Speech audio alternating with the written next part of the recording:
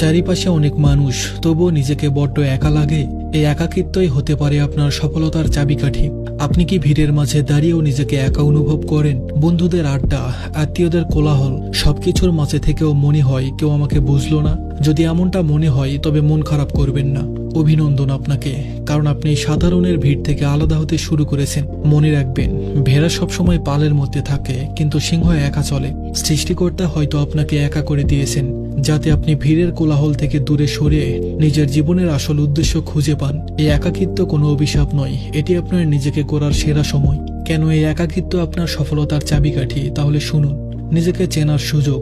যখন আপনি একা থাকেন তখন আপনি দুনিয়ার আওয়াজ শোনেন না, আপনি নিজের মনের আওয়াজ শুনতে পান। আপনার শক্তি কি, দুর্বলতা কি, আপনি আসলে কি চান, এসব প্রশ্নের উত্তর কেবল নীরবতাতেই পাওয়া যায়। যারা সব সময় মানুষের ভিড়ে থাকে তারা নিজেকে চেনার সময় পায় না। দৃঢ় মনোযোগ। ভিড় মানেই মনোযোগ নষ্ট হওয়া। ইতিহাসের দিকে তাকালে নিউটন থেকে রবীন্দ্রনাথ সবাই তাদের সেরা কাজগুলো করেছেন নির্জনে। আপনার এই একা থাকার সময়টাকে কাজে লাগিয়ে নিজের স্কিল বা লক্ষ্যের উপর ফোকাস করুন। দেখবেন আপনি অন্যদের চেয়ে 10 গুণ দ্রুত এগিয়ে যাচ্ছেন। মানসিক শক্তি বৃদ্ধি। যে একা চলতে পারে তাকে কেউ ভয় দেখিয়ে আটকাতে পারে না।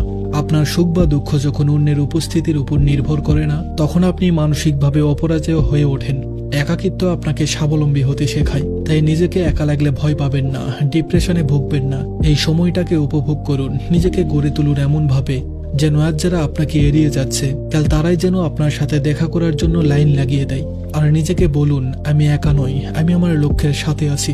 একাকিত্বকে শক্তিতে পরিণত করতে কে কে রাজি, কমেন্টে লিখে যাবেন। ধন্যবাদ সবাইকে।